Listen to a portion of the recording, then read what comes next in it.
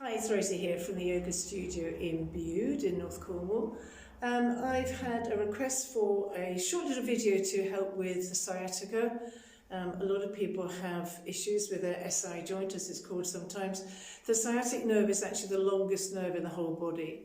It literally starts from the sacrum and comes down through both legs and comes right the way down through the back of the knee. It then separates and comes down either side of your lower leg, so it can be incredibly painful and very debilitating. Now, the sacrum is actually fused vertebrae. There's 5 of them, they're fused. They make a kind of a triangular shape, if you like, and they sit between the back of the hip bones and sit in there quite neatly. But it's probably one of the sloppiest joints in our body, in the sense that it's very easy if we either bend over, we twist a little bit, we move a little bit out of alignment, then we're going to get that little bit maybe of a pinch of that sciatic nerve. So let me show you 2 ways of doing it. I do the first one's on the floor, then I'll grab the chair and come up and do that. I haven't got a mat because this isn't really a yoga session as such, it's just exercises for the sciatic nerve. If you are doing a yoga session and you want to add this in, then you can just do this as a little 5-minute segment or something in them. So I'm going to just come down on the floor. And I appreciate we can't always have access to the floor, which is why I'm going to show you in a moment in the chair. So we're going to take a few moments. We're going to widen the feet. And to begin with, we're going to keep my right leg exactly where it is and just cross my left leg over. So one of the easiest ways to try to feel this sciatica is to cross one leg across the midline of your body. So as I lie here, I've got my left leg, my left knee is over my right hip. I can slowly take it a little bit further over, so I'm deepening the stretch here from the outer thigh round the buttock into the lower back. And come back down to the ground again. We can repeat that on the other side. Keep the left knee exactly where it is. Lift up the right leg, cross it over. So the right buttock's slightly lifted. And again, this is the stretch here, coming down the outside of the right leg, coming around the corner into the SI joint. As I take the knees away, you can see my buttock lifts up, and I'm getting deeper into the glutes, also into the piriformis, all the other areas. And then slowly and gently come back. Uncross the legs, realign for the spine, draw the chin in. Then lengthen out through the right leg, draw the left leg in. So normally in a yoga session we bring the leg up towards the same side. What I'm going to suggest here is we bring it over to the opposite shoulder. Remember, we're bringing the leg across the midline. That will get into that buttock, into that side. Slowly release, we can stretch it away from you. You can bring it back again, drawing over the midline of your body. You can lengthen it right up to the ceiling if you wanted to, and draw it right over. That obviously will give you a much deeper stretch. Slowly bend it, come back again. So again, we can do that on the other side, so extend out through the left leg. As we bring the right leg in, we're going to bring it over to the left shoulder. So again, it's coming across the midline. I can extend it, I can keep it parallel to the floor and then come back over. If I wanted to, I could extend it up to the ceiling, bend the knee, bring it back over. I can extend it up to the ceiling and take the whole leg over. If you extend the leg, you've got more weight for gravity to work on, so that's going to take you a little bit deeper, maybe into this side. Slowly and gently come back to centre. Going to bend up through both legs. Just take a few moments here. Have the feet about hip width apart. We're going to bring the right ankle onto the left knee. So this is called threading the needle or keyhole. It's got 2 different names. Maybe if I just turn that way, it may make it a little bit more obvious what we're doing. So the idea, now if your hips are open, then this knee is going to be a bit further away from your hip than mine is. This is my tight side as well. So as I lift up my head and shoulders, I can see I've got that lovely triangle there in front of me. So what I want to do is with my right hand, take it through there and grab hold of the back of my left thigh.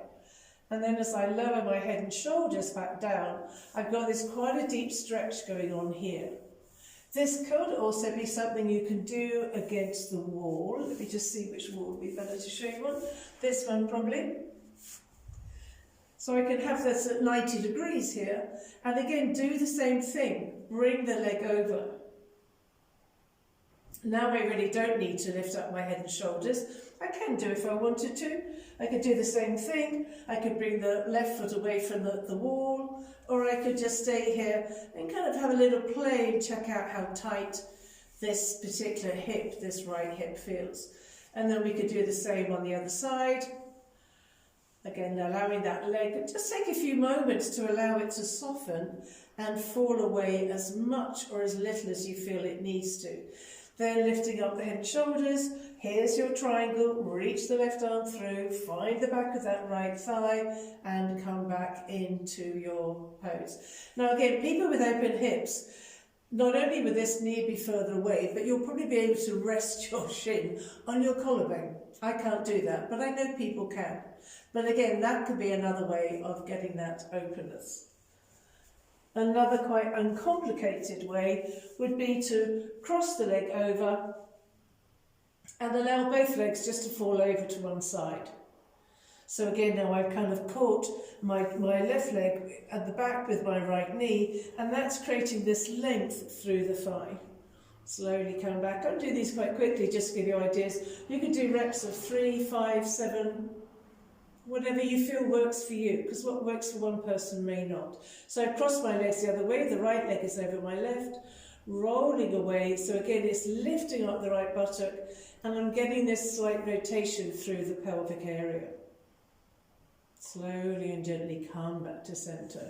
Fabulous. And then I would suggest you just take a few moments, maybe do some little kind of bridge poses, as we call it, rolling up and down, maybe swaying both legs from side to side, and slowly draw the knees in.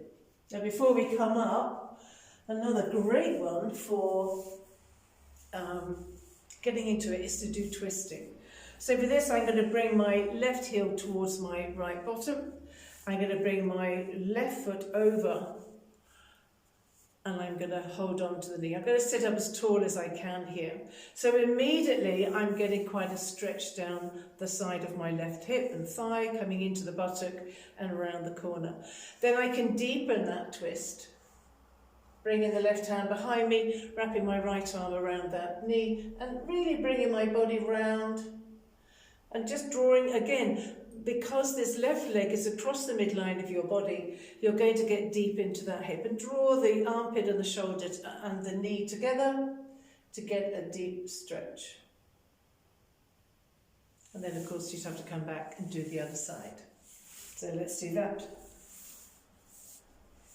So again, finding your position, bringing the right leg over, the left knee. Try to sit down nice and kind of balanced through the buttocks if you can. Hands come onto the front there. First of all, bring it so it's in level with your sternum, your breastbone. This is my tight side, so I'm feeling this already. I could quite happily not go any deeper, but for the benefits of my audience, I will. Slowly bring the right round back, rub the left elbow around, and again come into a twist. Now again, if you're quite open, you might be able to bring your elbow to the outside of your knee. That's fine, as long as you can keep the alignment. You need to lift up through the body, so you're keeping your spine straight. And then come back to centre. And then just release. So just real quick, we can just transform some of those into an exercise you do on a chair. So let me just go through here. We don't always have the chance to come down on the floor. You might not want to come down on the floor. So sitting in a chair, nice and having a chair that is quite firm rather than a kind of soft armchair type thing. Again, taking a few moments here. Going to scoot the bottom away from the back of the chair to begin with, and it's pretty much the same as we did first of all. Going to cross the left leg over the right, but keep it here. So again, you can see this is exactly what I was doing on the floor. I've brought my left leg across the midline of my body. It's now in line with my right hip. And I can do that little twist that we just did now on the floor, coming round. And you can kind of drape the arm over the chair. You can bring the other arm right round, holding on to. Again, it really depends on your, not even your level of flexibility, but your proportions really have a lot to play here. But as always, we do it on both sides. So we come around and do the open twist, coming round to the other side. And then again, just do the same. Hold it for maybe 5-6 breaths on both positions. And then come back and do the other side. So now the right leg's crossing over. Again, we've got that knee in line with the hip on that side. Sitting up nice and tall, getting that little twist going. And again, taking it as deep as you need to, taking the arm over, maybe bringing the hand to the seat of the chair.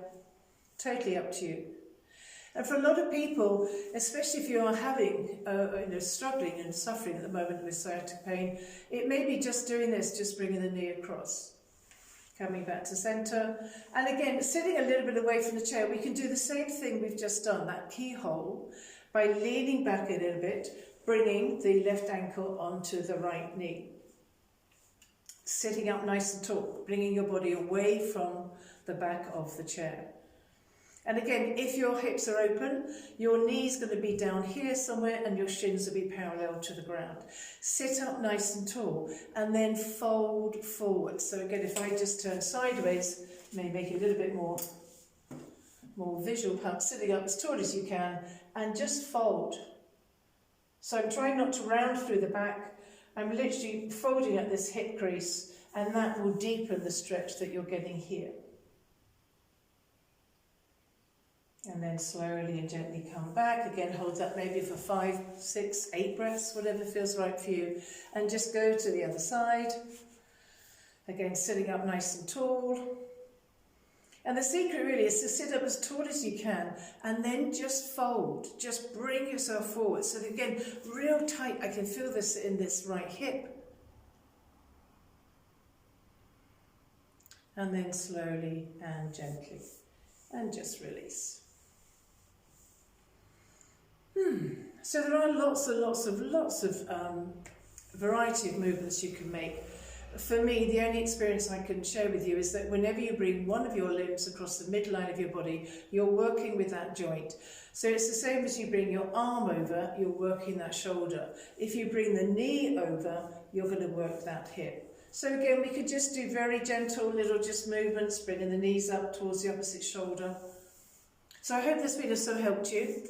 I say there are lots of there's loads and loads of videos I'm sure on YouTube that will show different things you can do to help with sciatica. But keep with it. A lot of it is just that misalignment through the back of your hips, through that little triangular sacrum. A little bit of alignment just traps that nerve. So thank you very much for watching. Hope that helps. See you soon. Bye.